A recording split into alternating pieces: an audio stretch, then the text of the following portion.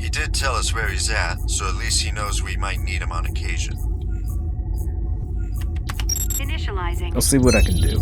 I haven't exactly done this in a while, and he makes it needlessly hard to... Oh. Candidate found. Never mind. And got it. I'm in. Password correct. I'll go get him now. I'll be back soon. Try not to spook him. He's very jumpy lately, and I'm worried he'll shoot first. This better be worth it. Beginning navigation. Initiating the simulation.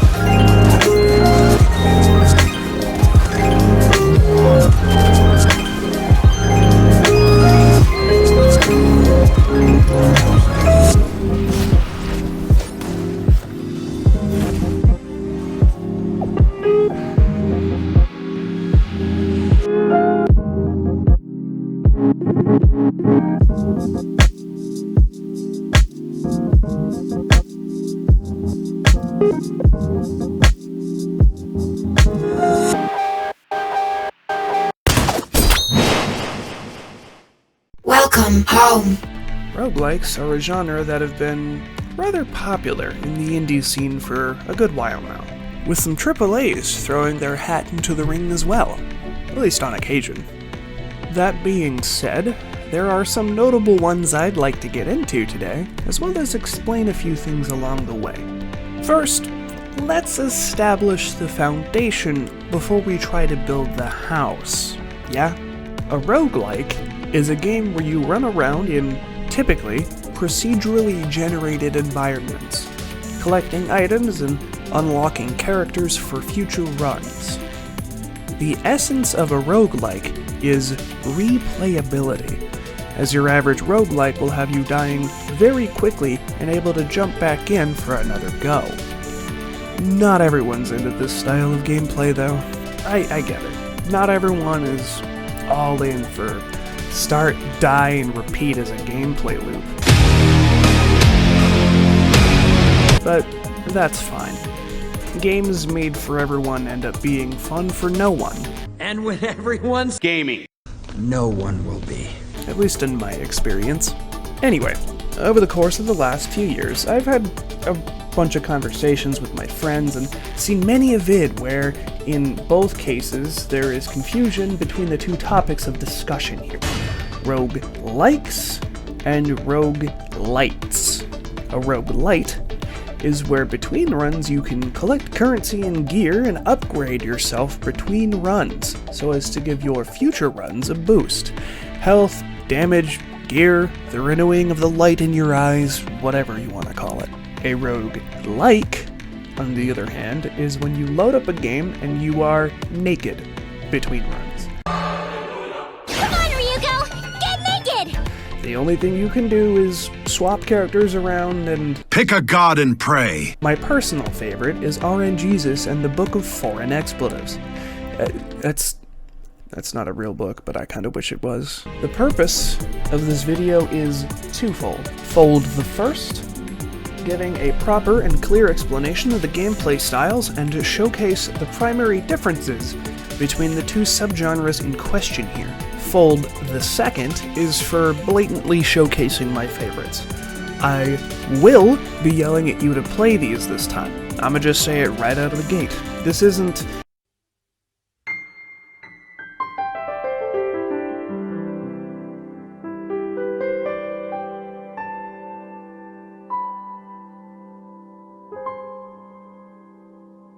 where I can't tell you 10 out of 10, amazing, spectacular, don't play it.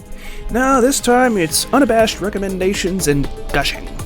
If there's one thing I know how to do, it's show off my garbage taste. As usual, the music will be in the description in order of appearance. Let me know which one was your favorite. I go well out of my way to make sure the music that you hear isn't, garbage. Trash. Now, let us begin with the first of many. And before we go any further, I'll have to tell you that this script ended up being so long because I am so incapable of keeping things within a reasonable word count that I ended up having to split the video in two. The first video will be dedicated purely to roguelikes, and the second video will be dedicated to roguelites. With, look, I just hope it doesn't suck. I still don't really feel like I know what I'm doing. Onward, brave heroes!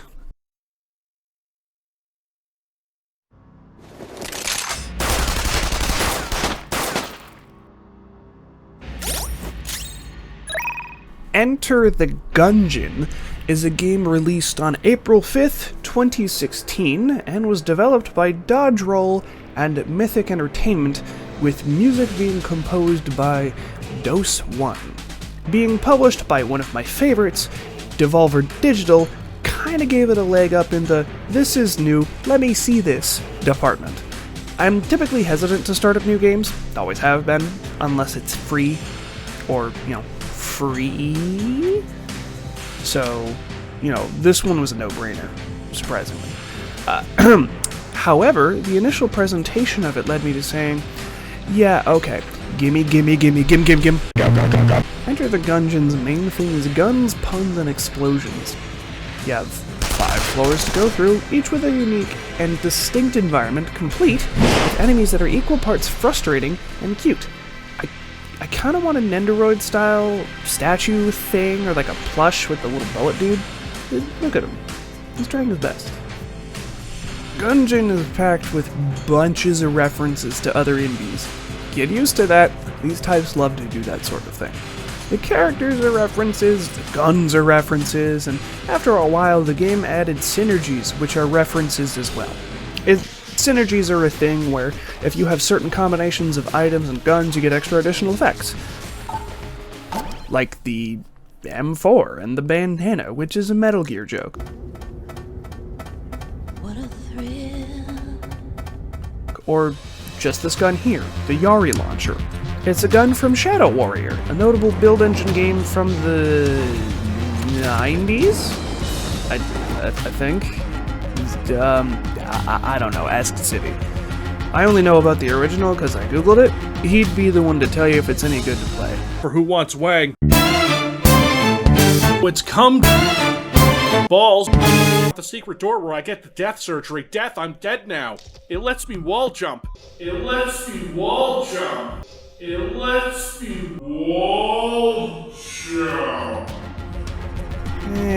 Never mind. He seems busy. A few favorites of mine are the minigun, because America! On American spirit. Yeah, some classics on display. The AK-47. We also have a few fakes on display, and I just think that's so dumb, and therefore some of the best stuff. We have the barrel that shoots fish because clerical error. We have the banana because duh. And best for last, and I don't mean in terms of performance, the lowercase r. The lowercase r has a quite ridiculous number of synergies, frankly, but more importantly, it shoots in bursts of 6 that spell out the word and also say the word bullet. My favorite synergy is just the ghost bullet and the letter R, because then the letters spell out spooky and boo, which... Ooh. How could anyone hate that, Yeah, there's a lot more guns and a lot more references that I could mention here, but I think that'd be best saved for a video if I decided I wanted to solely focus on the game by itself, or perhaps in another combination of talking about a few games at a time. There's an endless array of gun puns to collect, and there's even actual little bosses that each character has. See, because the purpose of the whole game is to quote-unquote kill the past. Ew, I hate that movie. Why did I... Nope, just gonna move on. Just gonna move on forward. Right, so, talked about that one a bunch, but now we gotta move it along. Next! missile launchers, something familiar enough to feel like you're coming back to something you know. Kill anyone who has ever eaten a tamale!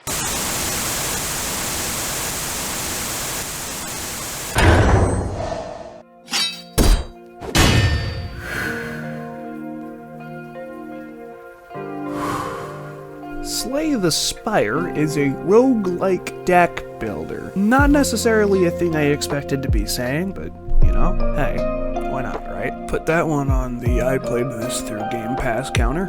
Developed by Megagrit Studios, an American company I hadn't heard of before now. And published by Humble Bundle, which you may have heard before. It's a game where you kill a bunch of stuff in order to smack a heart real good. Wait a minute. That sounds familiar. That's a bit sussy. Oh God, why?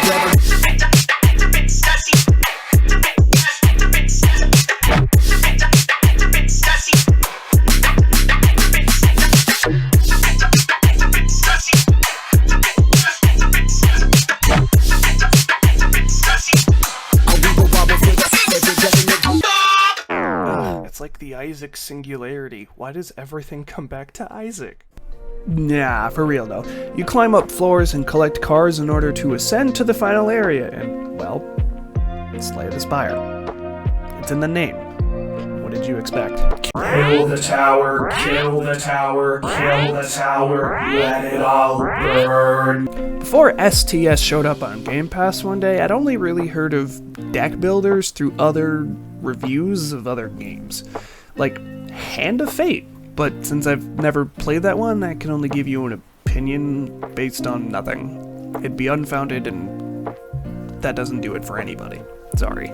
With this game, there's a few unlockable characters with your own color, scheme, and UI elements, which is cool, as well as new cards to find, but, you know, you essentially start each run from the top. From the top to the— Wait, I already made that joke.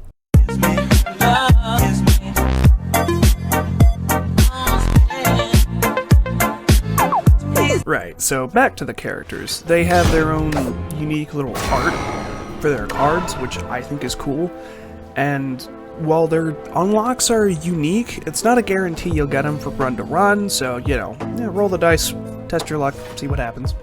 There's a bunch of potions and artifacts and artifacts.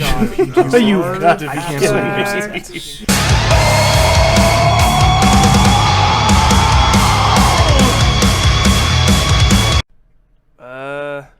My bad.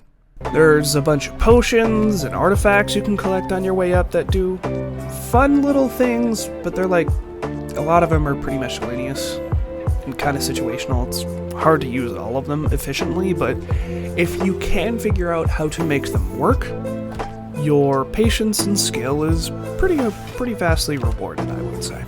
Plus, there's just nothing quite like the feeling of knowing, yeah, I've clearly mastered this game because I just smacked this thing that has 9,000 health and dies in 9 turns regardless of what I do, but I killed it in 6. Oh yeah, that's that good stuff. That's that good shit. Ah, murder juice. What am I on about? Right, anyway, I really enjoy the art style for the playables and the enemies and the artifacts. It's all great, I love it. The one complaint I'd say I have is I can't really remember the music in the least, which is a bit of a shame. However, the rest of the game is more than enough for me to, excise my depression over it. It's fine, it's whatever. If there's one thing I'd like from this game other than a sequel is maybe some of the collectibles in real life. Like a poster or two, or like playing cards. I love playing cards, or just cards in general.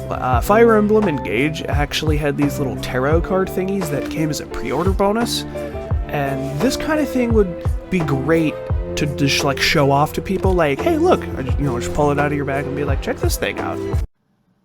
Nah, seriously, check it out. I haven't actually opened them because I prefer to keep things in the plastic when I get the opportunity, but isn't it great? Look at all this free time I clearly have.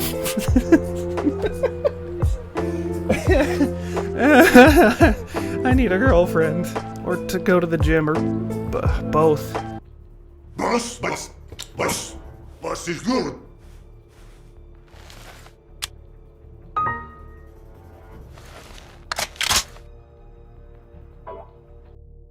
Something tomboy. It's something Jim GF. So, yeah, hey, Mega Crit, I don't know if y'all got something like this planned, or if you ever see this, which is, I mean, kind of unlikely, but if you could I get something like that? I would totally buy it. Yep. Thanks if you ever see this. But I want to restart, and I want to uncover whatever this game is hiding from me. I have said all of this for a very specific reason here. This can't be good for me. Please. But yes, can't be good for me. This can't be good for me. This can't be good for me. This can't be good. This can't be good. This can't be good. This can't be good. This can't be good for. This can't be good for me. This can't be good. Everything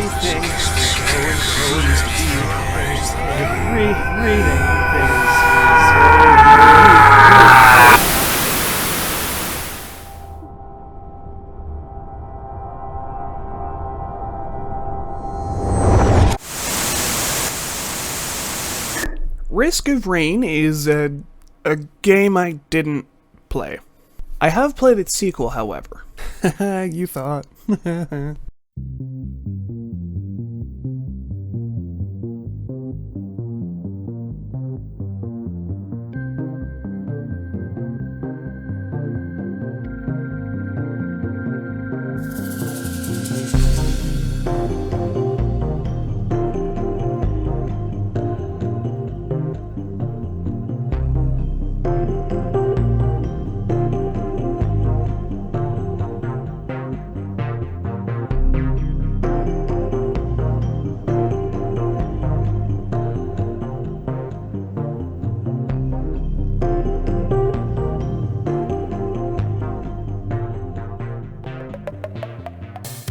Risk of Rain 2 is a third-person shooter with, collectathon elements, sorta.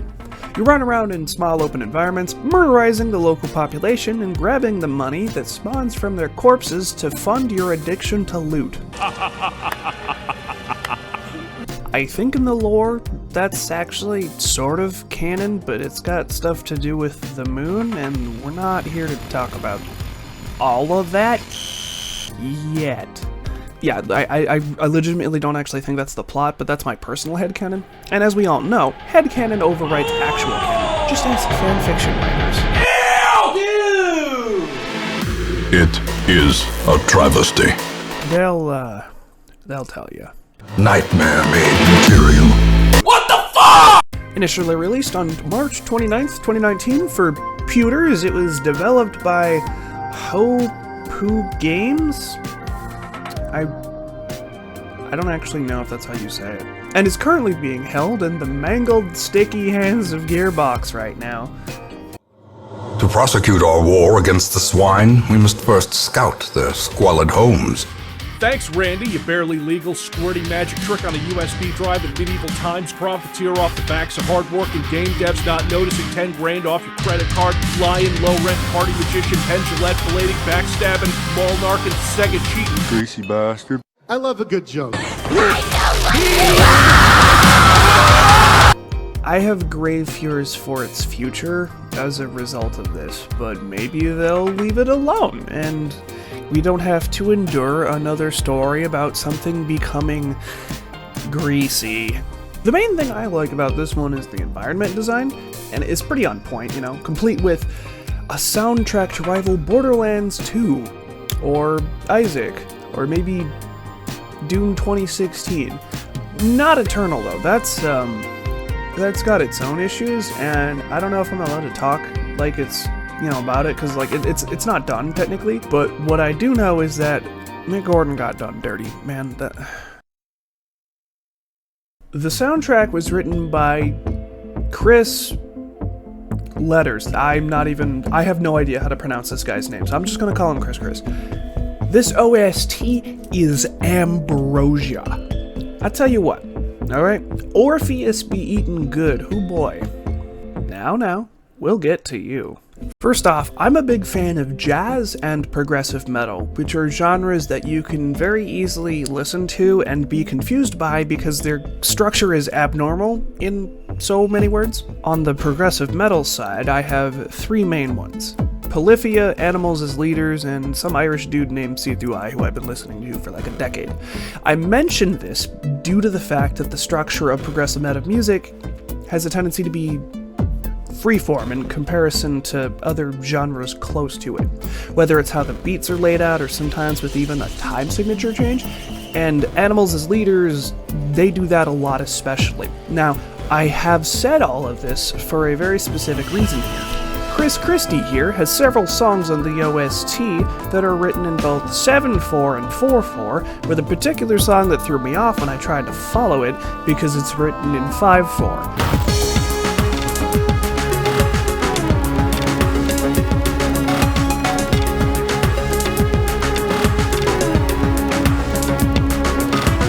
I don't like that one.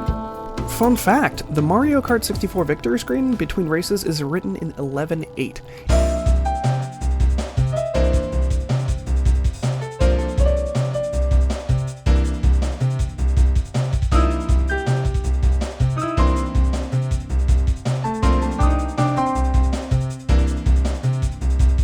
It's so weird, but like, funky?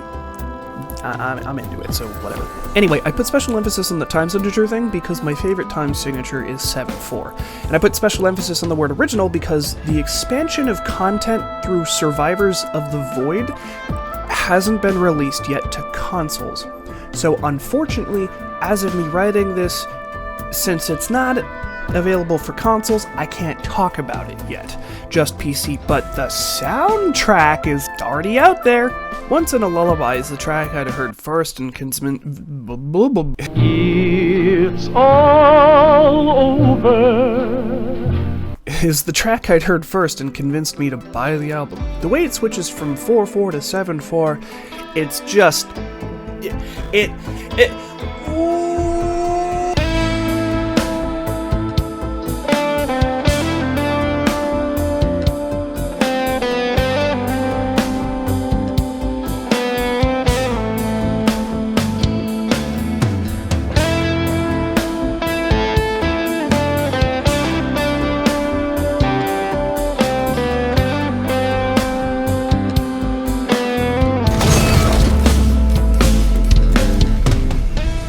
It's gorgeous, and it almost tells a story in and of itself. If you don't end up playing the game, at least play the music. I'll have links to various albums in the description. I kinda have to. Then, after you get all the money that you can get, you grab all the loot, you go activate a teleporter so that you can slap a boss silly. Or get slapped silly. Depending on your luck, it could be either way, really. And you just keep doing that until either you die or you get bored. Because there's actually a function that lets you just loop over and over and over and over again once you hit Realm 4, which is cool. And leads to stuff like this.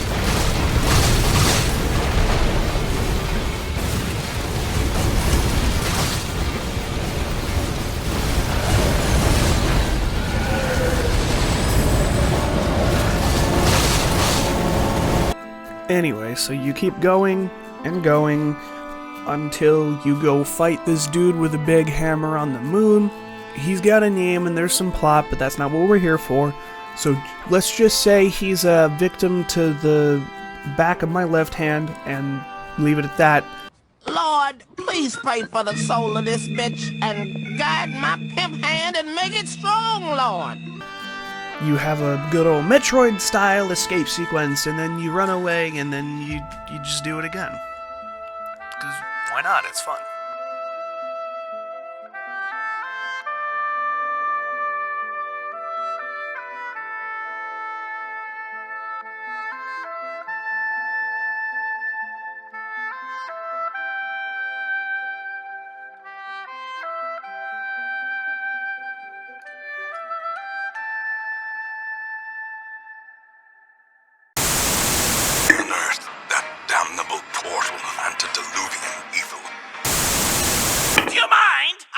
trying to kill you!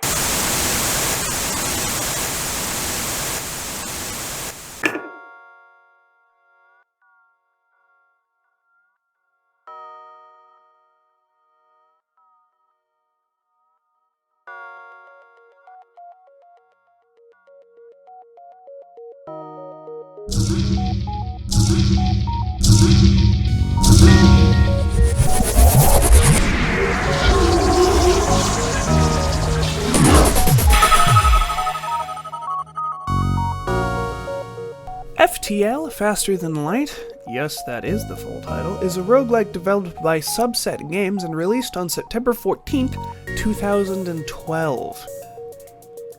Yeah, we're talking 12 years from this point. Or almost. Give it a few months. It was also one of the first Kickstarter-funded games I ever played. You play as Space Captain John Space, and you have a critical and vital message to deliver to your boss. Dad, they beat me up and they stole my lunch money. There, that's his weakness. Punch him in the face. Obviously, that's the weak point. You still need money for lunch? Yeah. In this pixelated Trekkie-funded nightmare, you have to act in space politics. You motherfuckers are gonna kill all my lilies! Hi, Squidward. Wanna play? And sometimes engage with the locals and endure the nebula. There is knowledge man was never meant to. Sights we were never meant to bear witness to. We have trampled the flower bed of gods.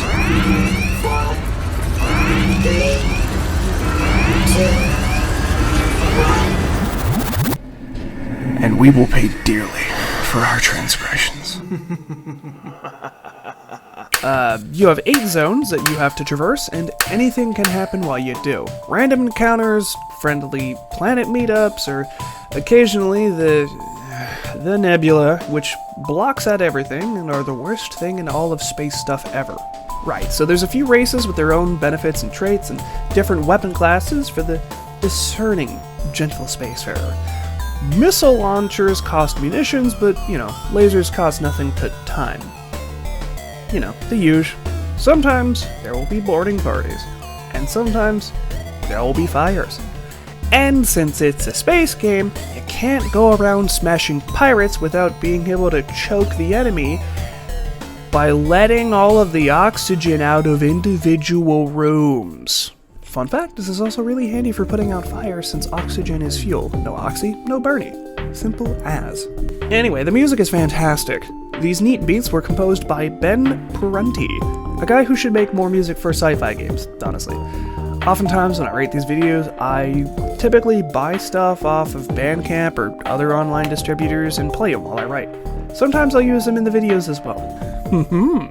Highest quality audio? And purchased from the source? Ooh, praise me, I am a good boy.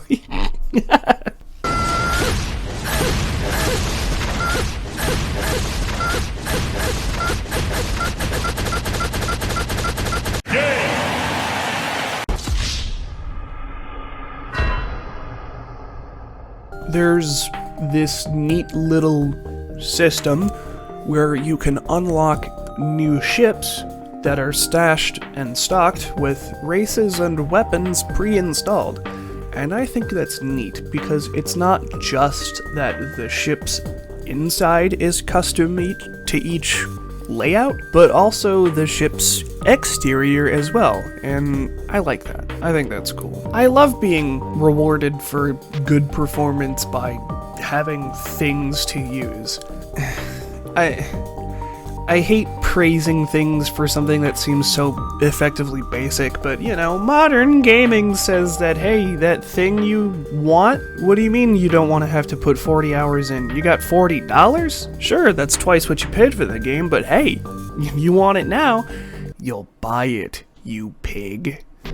I'm glad that we still have games that come out and do like the days of old and make you work for it, worm. Now granted, the game is 12 years old at this point, So it's not as if the gaming environment would have allowed for such a thing, but considering the nature of this game, I don't think they would have done something like that anyway. It's kind of self-defeating to buy a game and then buy all the stuff that you could just unlock through playing the game. Like, you know, modern Ubisoft titles with their stupid time saver stuff. This forgoes any of that and just says, no, play the game, get the stuff. Simple as. So the only major issue with FTL is that each individual game is way, way too long to recommend playing for super long stretches.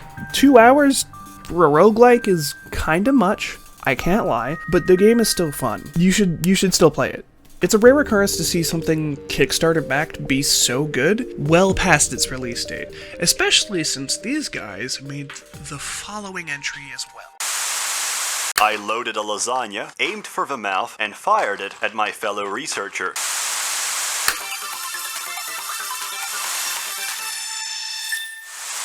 Ah, crap, TV's going out again. Hang on. There we go. That ought to do it.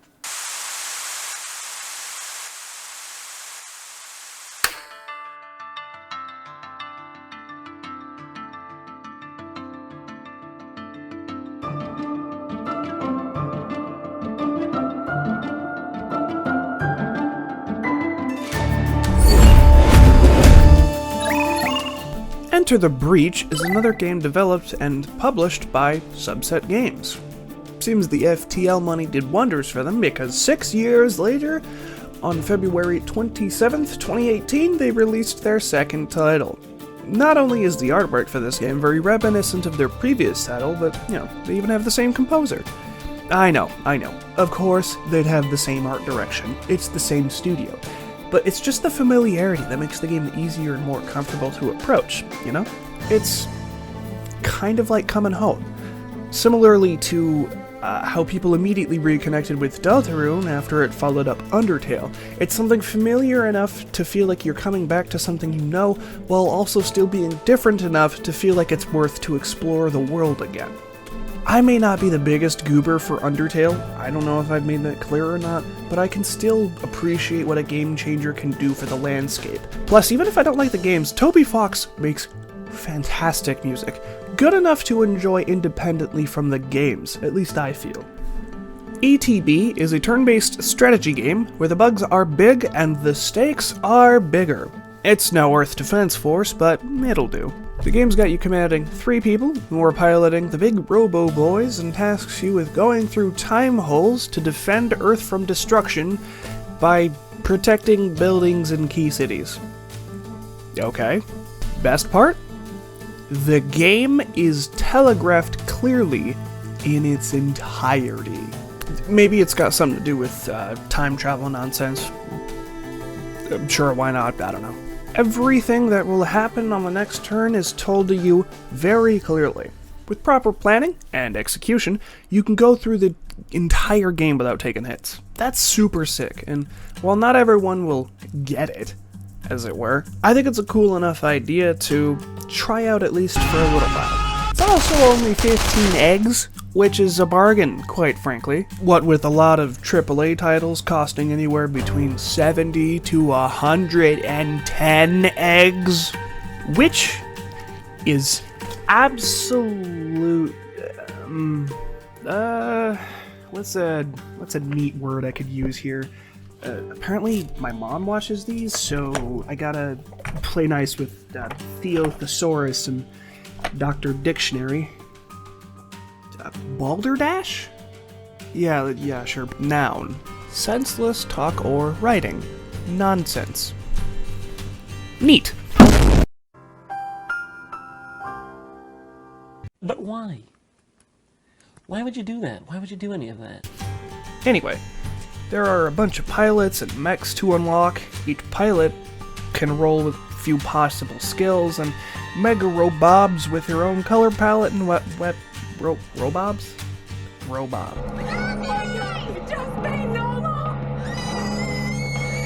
Game's not easy, but with proper planning and an understanding of the word efficiency, well, you'll get the hang of it eventually. Now the music, it's good. It's got those edgy wartime future drums, big loud boys. Perfect for developing tension without overwhelming the player. The electric guitar is used rather well, and it's nice to listen to tracks that don't have a tendency to annoy you if you lose and have to start hearing them over and over again. Honestly, it reminds me of XCOM. Both of the modern ones, at least. You feel me? Yeah, I give this game a pizza out of pizza. No, that doesn't mean anything. Oh my god, what's up?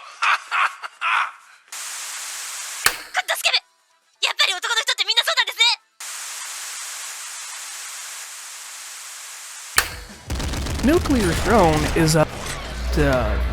Nuclear Throne is... The Nuclear Throne...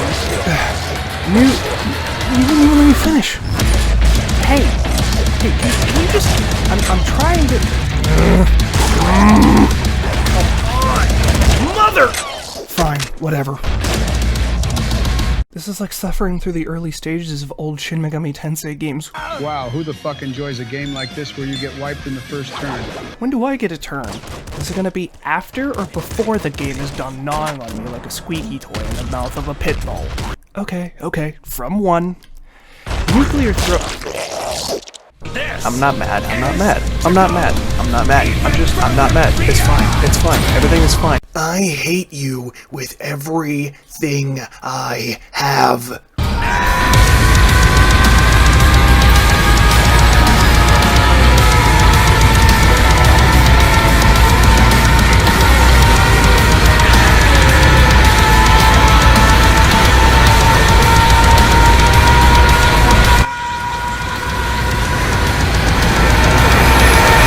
Nuclear Throne is a game that was developed and published by Vlambeer on December 5th, 2015. Phew, glad I wrote that in advance. That would be embarrassing otherwise. It's a studio that went defunct after they decided, after having a good 10 years, to quit. They had a good run, they said, alright, we're done. Which is a respectable move. It's best not to drag the corpse around forever. If Vlambeer Studios sounds familiar, they'd also done another one of my favorite games, that being Luftrausers. Nuclear Throne is technically classified as a bullet hell. It's hell alright. In a dead future where humanity's cold, all that remains are the irradiated freaks and the guns that they hold. You run around shooting all that you see in the face. You're the only one who stands alone in that place. God, I am such a socially awkward man dork. Ugh. I can't believe I wrote that. Ew. I'm no rapist. You have no real super sand. I'm having a struggle seeing past all of this unyielding rage. In Nuclear Throne, you can pick from a bunch of weirdos and then jump in and reduce everyone you see into a math problem. Your face is a number, and I have a -1 launcher in my hand, and I will continue to click on your face until what once contained words and dreams now holds lead, disappointment, and bleeding air. Sorry, this game is frustrating, but like, I still wanna play it? Like, I've played other hard games. You ain't special, I'll show you how special you... No. It's fine. Calm down. Yeah, this game's actually pretty simple. You drop in as whatever dude you picked, grab plutonium off the floor when your enemies die, and whenever you finish reducing the life counter of everyone you see to 0, you get schlorp into a wormhole that lets you mutate into having extra bits. Assuming, of course, you grabbed enough Nuka-Cola before you jumped in the hole. There's a bunch of guns on the floor you could pick up, though they are a bit difficult to see amongst the bodies if you weren't directly on top of the toy itself. If this game looks similar to something else on this list so far, that's understandable. ETG has a similar look and even references to it with an interactable statue of one of the characters. He looks kind of familiar?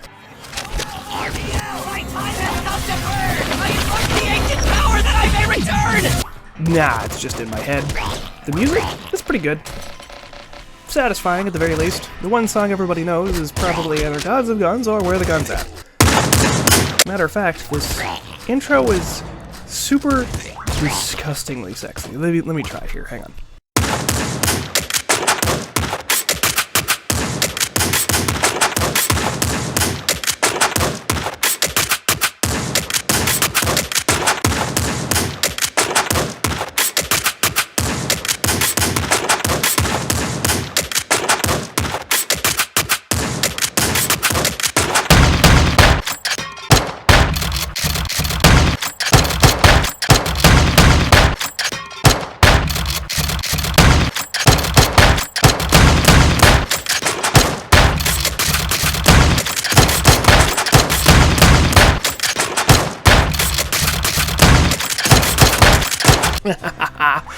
Yeah, boy. Right, anyway, go play this. It takes seconds to start, die, and repeat, and because it's an indie game that's also really, really old, you can probably get it for cheap. I've met a few people that have been on fire, and they've all told me the same thing. They said, "Ah!" And look.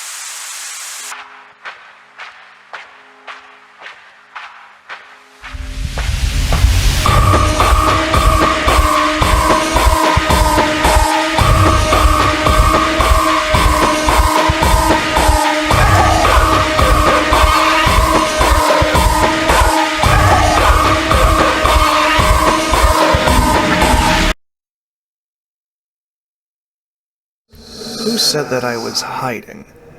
I didn't leave that beacon for you to try to pull me out. I don't need a savior. Assume nothing. You're here to assist me on my terms, no one else's. Take care not to overstate your usefulness here. You knew it was gonna be here. I knew it was gonna be here. The only people who couldn't have predicted that are those people from, like, mega corporations who set up polls and allow the people to decide what the next menu item is. Naturally, the press seized on it as much as the general public did, laughing at all the dumb sandwiches while also condemning them. Guys, come on guys, this isn't funny, come on.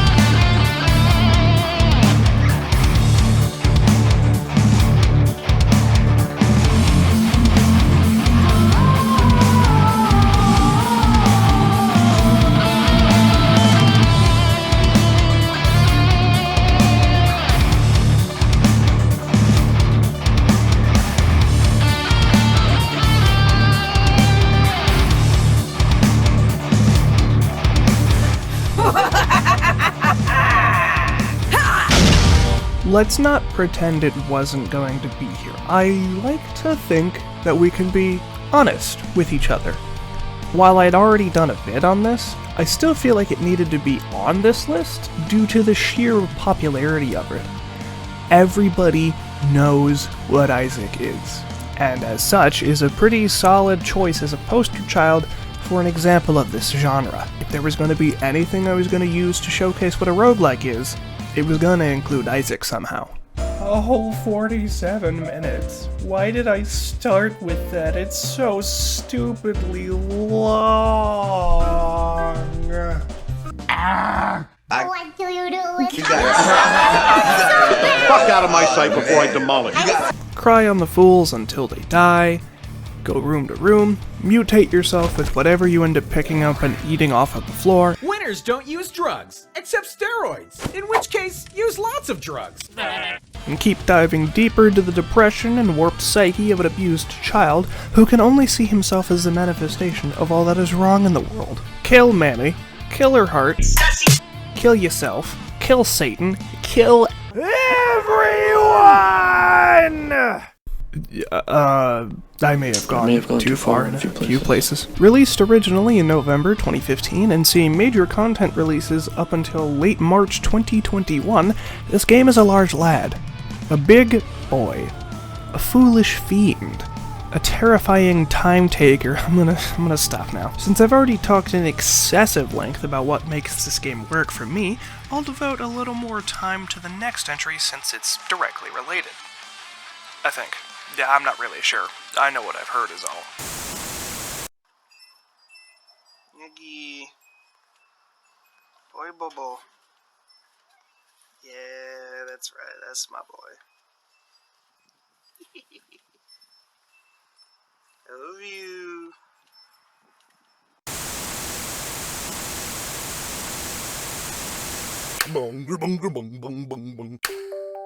The Legend of Bumbo is a game I've mentioned a few times on my channel, though not necessarily in direct reference to the game itself. I call my cat Bumbo even though his name is Nugget. Don't worry about it. Whether it's been talking about its unique choice in art direction, or the furniture, or the music, I know I've poked around it at least a few times. Another game shunted out of the fetid mental birth canal that is the skull of Edmund Macmillan. What is wrong with you? Okay, I just realized it sounds like I hate the game, but trust me, if it's not gross, it's not Macmillan. Man made a game about being a happy little blorb where you use Bjorf physics to do platforming. It's called Spire, yet another relic of the Flash engine. Okay, look, I'ma be real with y'all. I have absolutely no idea what the plot is supposed to be about. All I know is what I've been told, and I don't really feel like it's right to pretend like I've been paying any attention to the story. What little of it has been presented, anyway. I know that the plot is definitely a thing that exists. Before the game starts, and after beating the bosses, it tells you with really weird vocalizations that Bumbo lost his precious coin. Bumbo want coin, you see. You beat the bosses, you hear the announcer guys tell you what gross things Bummy My Gummy is hoping to find, but all he gets are weirder versions of himself up until, you know, the last character you unlock. Also, bum butts. Everywhere. It's kind of weird. Right. Published in November 12th, 2019, Bumbo has you going around in the gingerbread house style diorama, looking room to room for coin. The enemies are what you'd expect from Ed. All of them being poop, flies, and nightmarish amalgamations. You have to hit this little gritty thing at Do we even know who is this 4chan? At the bottom, where you match similar symbols to do things, match more at once for bigger effects, and unique little animations if you manage to get 7 in a single match. Y'all have heard of Bejeweled, right? It's functionally similar. It's not a match 3, rather, it's a match 4, but you get it. You got healthy hearts, placeable poo protection, tossable teeth, and brittle bones for bonking. And what Isaac-adjacent game is complete without pea power and good old booger bondage? I put way too much effort into that, and I've made a severe I'm sorry. continuous lapse in my judgment. Nah, go on, get off my channel. You can gather energy by using certain colors in matches to activate what the game calls spells. And, much like the real Isaac, you can gather trinkets to do fun little things for you passively. Unlike Isaac, though, you can hold up to 4 trinkets instead of 1, or in some circumstances, 2. Also, unlike Isaac, you don't really find items from room to room or in treasure chests. You just get money to spend at the end of level for things like random stat boosts, spells, and things like that. Maybe even a sparkly new trinket. Who knows? Roll the dice, bro. Come on. There are even unique enemies that don't take damage from certain styles of attacks, so you gotta pay at least some attention when you start smacking stuff. Ridiculon comes in clutch for the music with their signature sound, and it's pretty fun. Nothing too adventurous, though. Let's not get crazy.